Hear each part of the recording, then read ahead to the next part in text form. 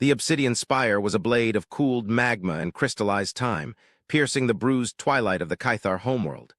Within its highest chamber, the conclave of Justicars convened, their monolithic forms seated upon thrones of polished bone and humming energy. Gravity here was heavier, a conscious choice of the architects to remind all who entered of the weight of their duty. High Justicar Vorlag, his scaled hide the color of ancient slate, and his 4 eyes burning with the embers of long-held authority, rested his clawed hands upon the armrests of his dais. The air, thick with ozone and the scent of reverent incense, crackled with unspoken tension. Before them, a holographic sphere of the galactic arm rotated in agonizing slowness, a single sector glowing with a virulent, contentious light.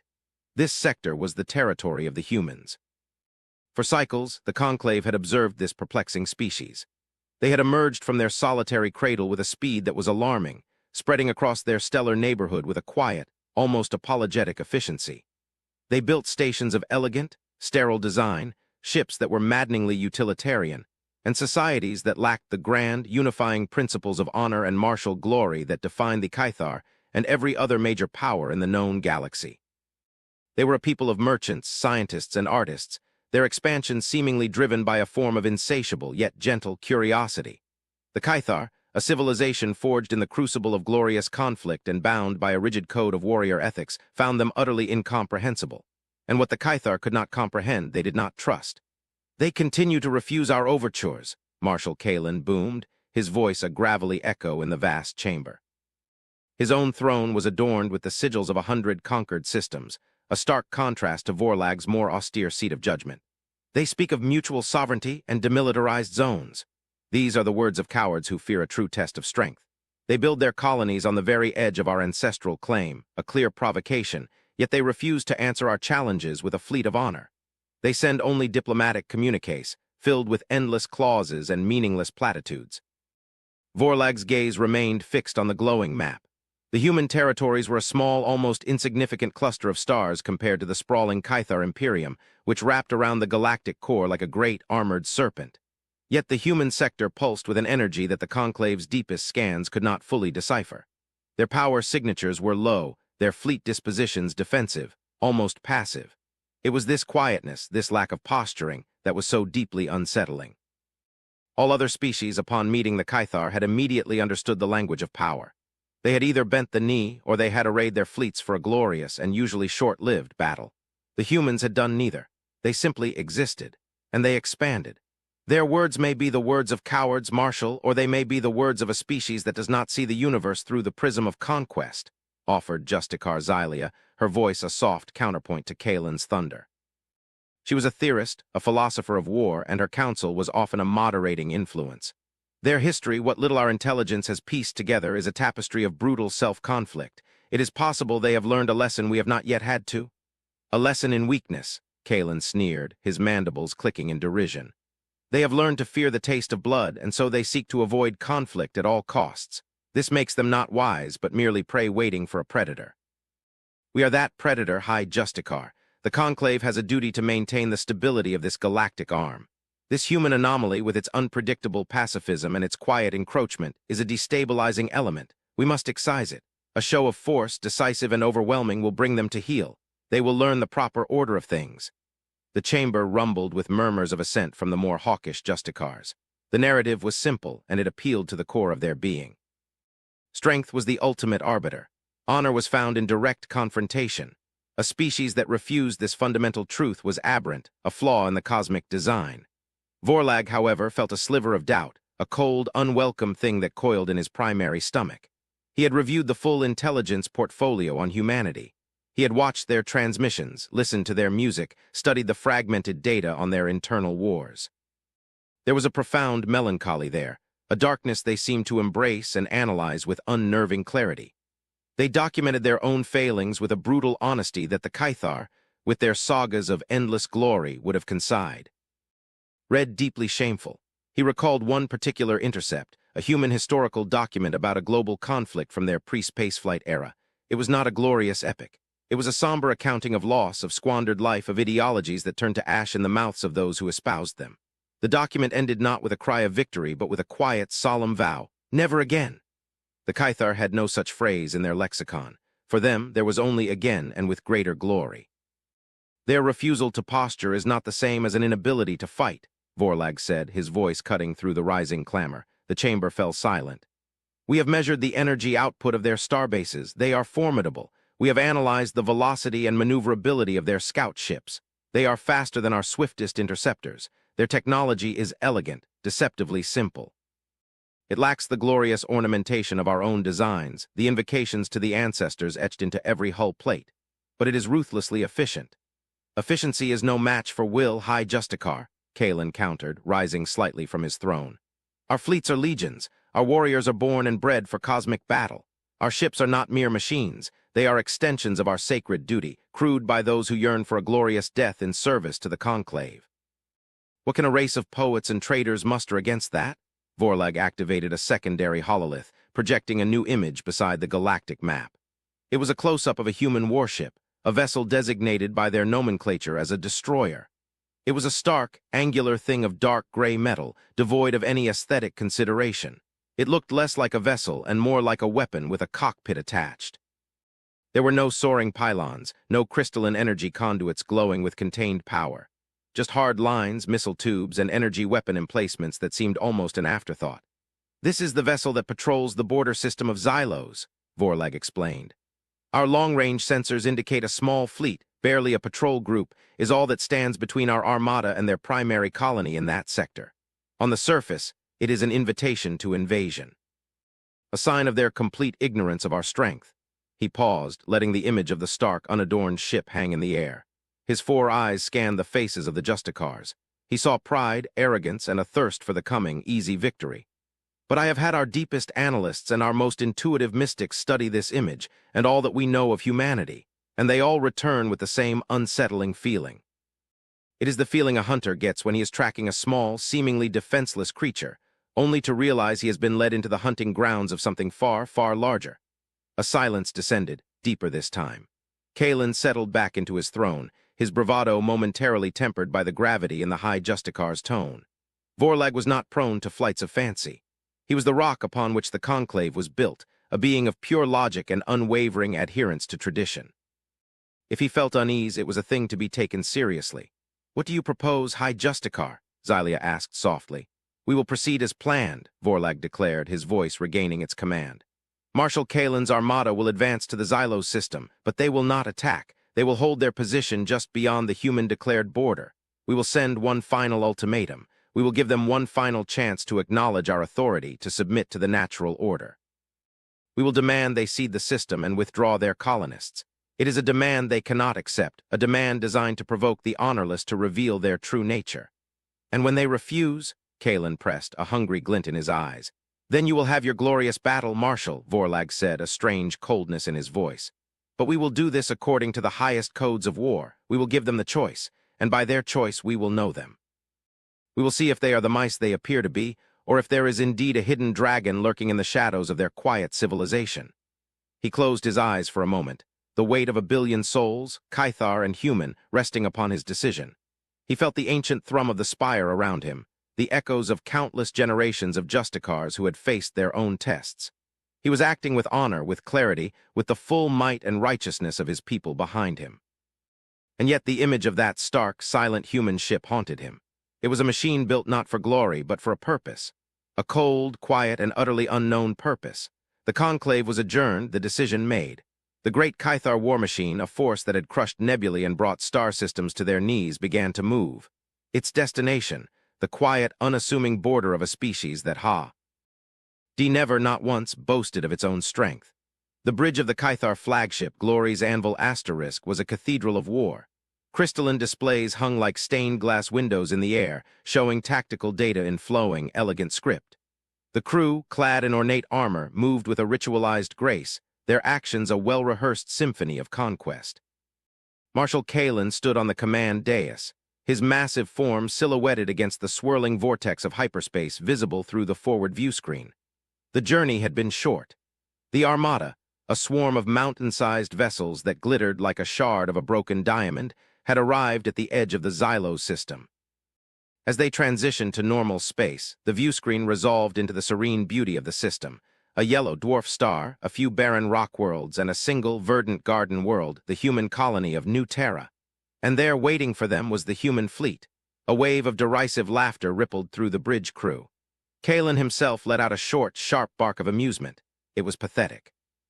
A handful of those gray, utilitarian destroyers and a few smaller frigates, holding a tight defensive formation around the planet. They were outnumbered, outgunned, and outmassed to a degree that was almost comical. It was not a fleet, it was a token gesture. "They truly are fools," Kalen's second-in-command, Sub-Marshal Tyrok, hissed.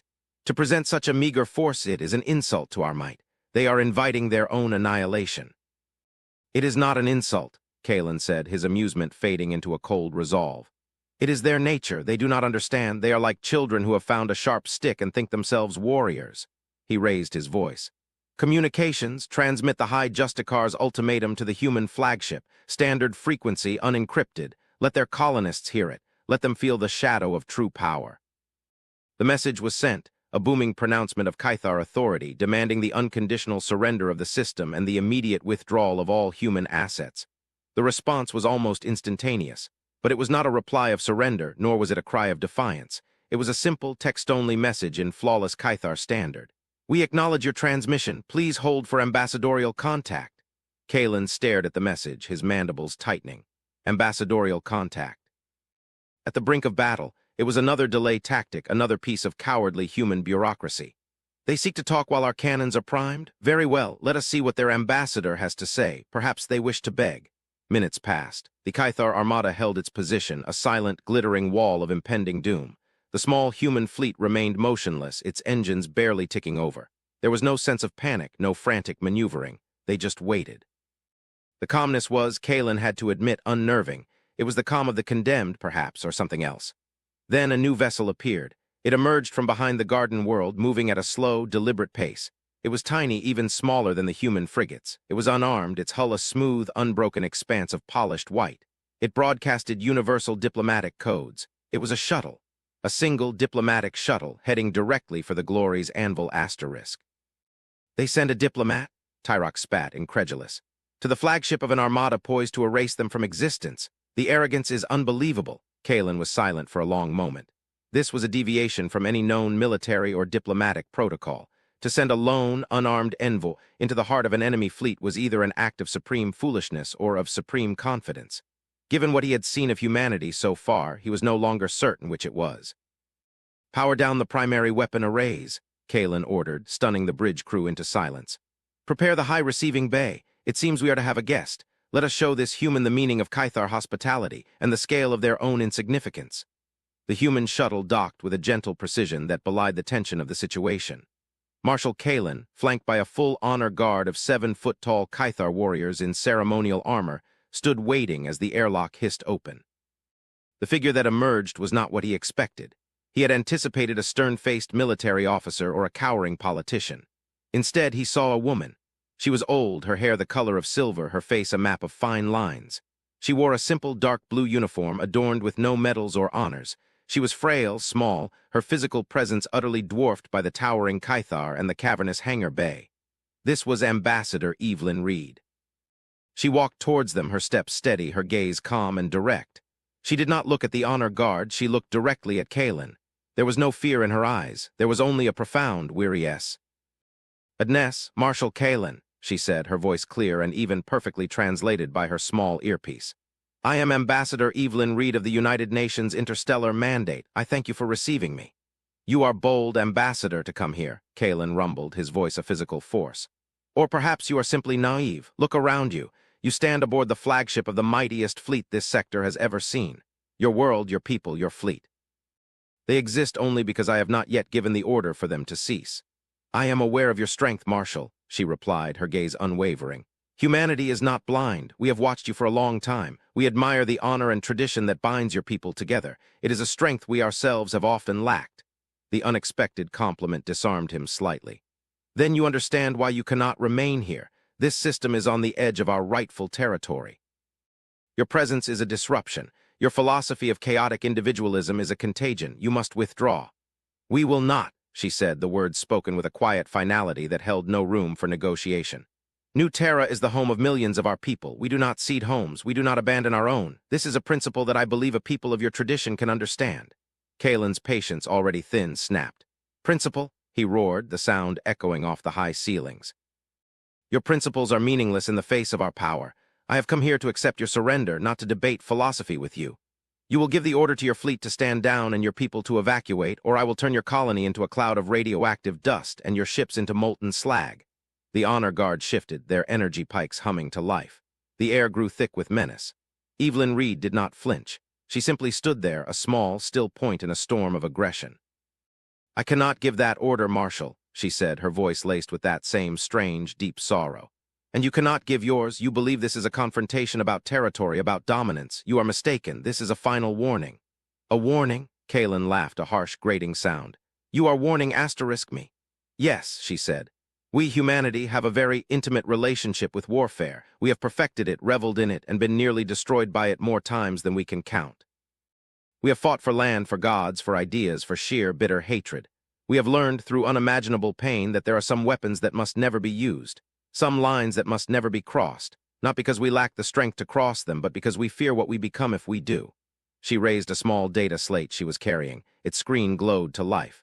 We understand your philosophy, Marshal. Strength must be met with strength. A challenge cannot be ignored. You have brought your great fleet, your symbol of power, to our border. You expect us to respond in kind to show you our own power. You are disappointed that we have not. She took a step forward, her eyes never leaving his. The reason we have not arrayed our grand fleets against you is not because we lack them. It is because you are not the enemy they were built to face. But you insist. You demand a show of strength. You demand to see what humanity is capable of when it is threatened. Her expression hardened, the sorrow momentarily replaced by a glimpse of something ancient and terrible. Very well, you wish to see our strength. I am authorized to show it to you. But I beg you, Marshal, for the sake of your people, for the sake of your souls, after you have seen it, stand down. With a simple gesture, she sent a data packet from her slate to the Glory's Anvil's * main computer.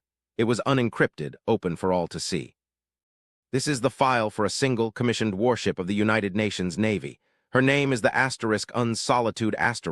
Please analyze it, understand it, and then make your choice. She fell silent. Kalen, filled with a mixture of contempt and curiosity, turned to the bridge. Put it on the main screen. Let us see this human superweapon. The file opened on the main hololith. At first, it showed nothing but the schematics of another typically Stark human vessel. It was larger than the destroyers, but not dramatically so. It was a long, needle-like ship, almost skeletal in its design, with a single, massive engine assembly at the rear and a strange, spherical device housed in its core. The bridge crew began running scans, their initial derision quickly fading into confusion. The power core readings are impossible, a technician reported, his voice tight with disbelief. The energy it can generate it's beyond the scale of our measurements. It could power our entire armada for a century.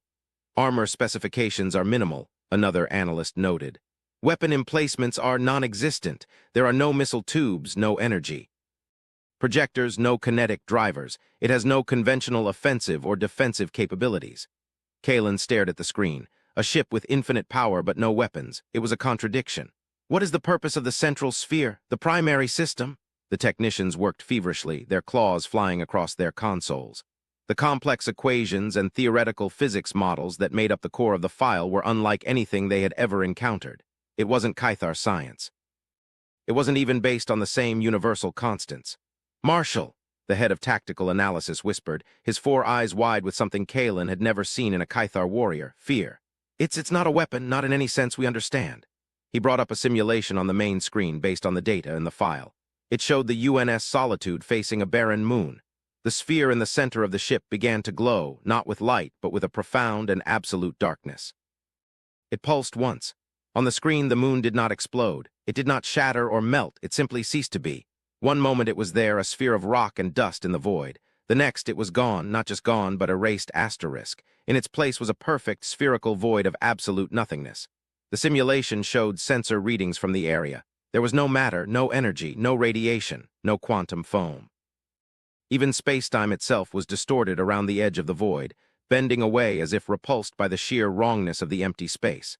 The file calls it a reality nullification engine, the analyst stammered, his voice trembling. It doesn't destroy matter. It decouples it from the existential framework. It removes a target from causality. It makes it so that it never was. A profound, chilling silence fell over the bridge of the Glory's anvil asterisk. The crew stared at the simulation, at the hole in reality where a moon used to be. The Caithar religion was based on the Great Weave, the idea that all souls, all matter, all energy were part of an eternal, interconnected tapestry. To die with honor was to have one's thread woven back into the weave in glory. But this was not death. This was uncreation. It was the ultimate blasphemy, a weapon that didn't just kill you but erased any evidence that you had ever existed at all. Kalen felt a cold dread seep into his very bones, a feeling utterly alien to him. He looked at the frail old woman standing in his hangar bay. He looked at the small, pathetic fleet defending the human colony, and he finally understood Vorlag's warning. He finally understood the nature of the beast he had prodded. The small fleet wasn't a defense. It was a tripwire. It was there to die, and in dying, to authorize the deployment of a weapon that humanity themselves were clearly terrified of. The analyst brought up the final page of the data file. It wasn't a technical schematic. It was a political document, a resolution passed by the unified government of humanity. It declared the asterisk unsolitude and its technology to be a crime against existence. It forbade its use, its replication, and even research into its core principles, under penalty of immediate and permanent exile for any who tried. It was a weapon banned not by a galactic treaty, but by its own creators. There was only a single clause for its activation, a protocol to be invoked only in the face of a total existential threat. Kalen looked from the document back to the ambassador. Her face was etched with a profound grief, the grief of a people who knew they were capable of such a thing. She had not come to his ship to beg for her people's lives. She had come to beg for his. "You see, Marshal," Evelyn Reed said, her voice now barely a whisper but carrying across the hangar with impossible weight.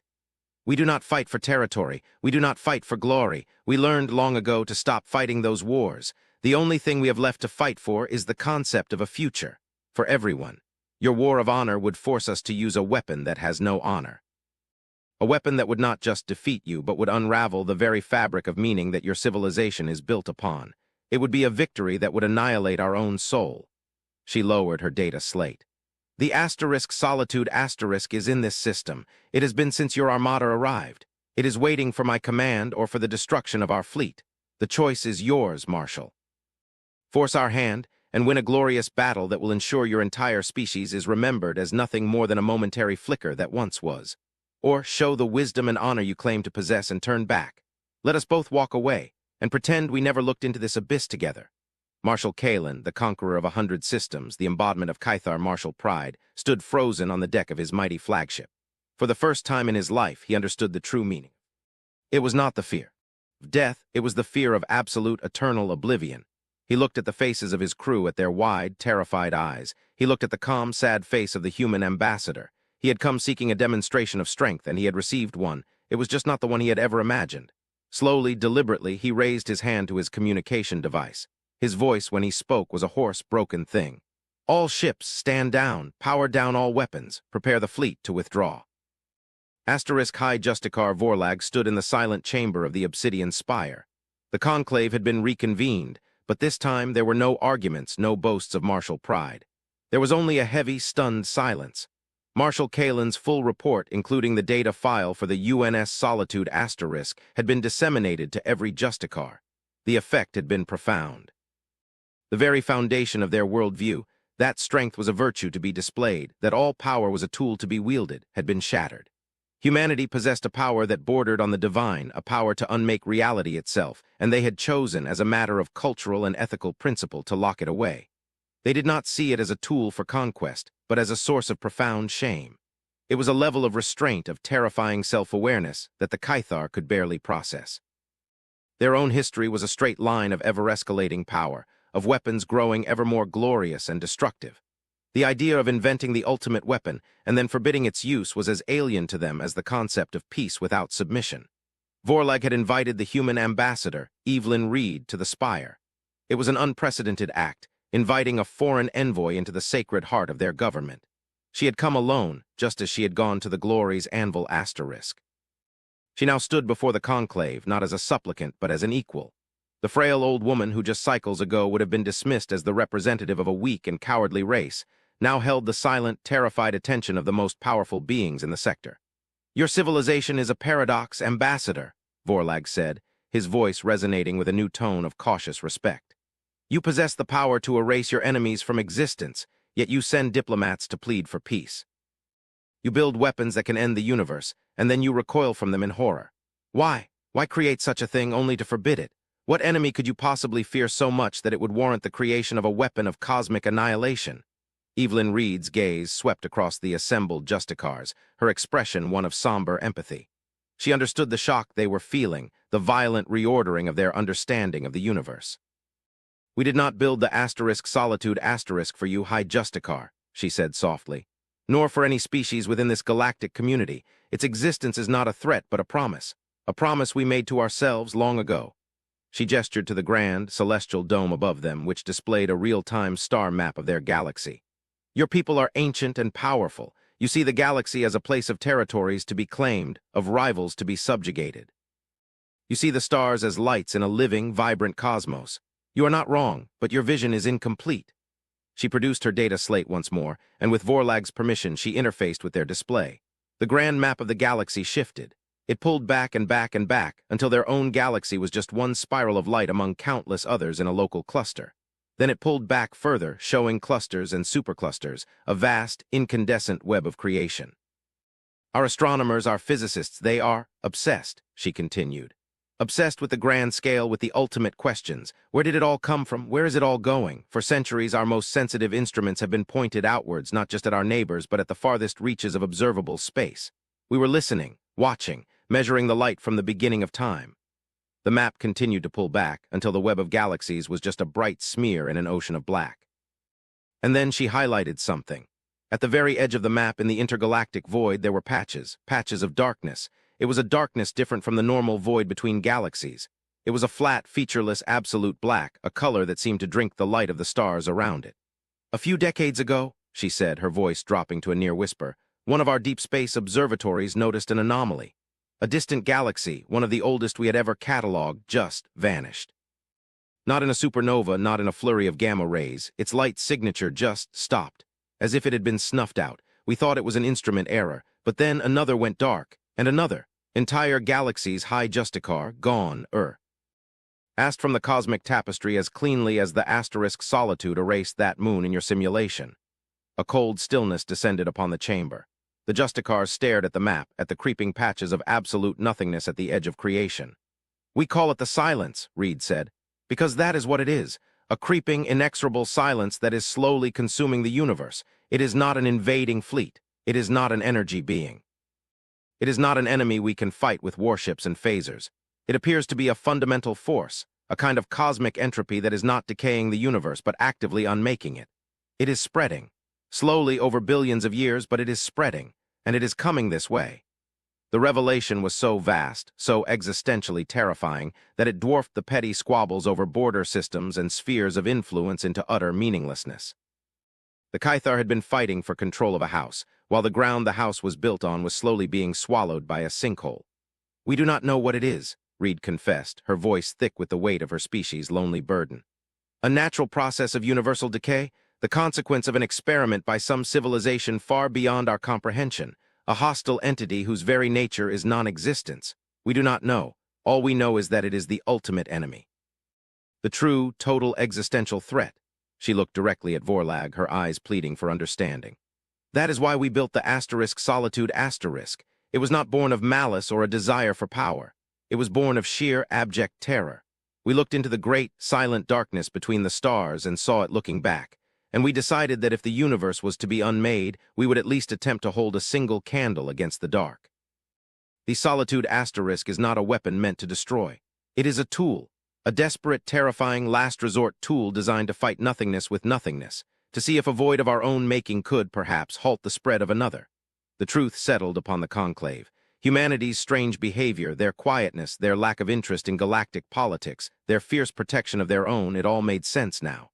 They weren't a race of cowards or merchants. They were watchmen on the edge of reality. They had been carrying a burden of knowledge so profound, so horrifying, that it had reshaped their entire civilization. Their reluctance to engage in petty wars was not weakness. It was the weariness of a people who understood what was truly at stake.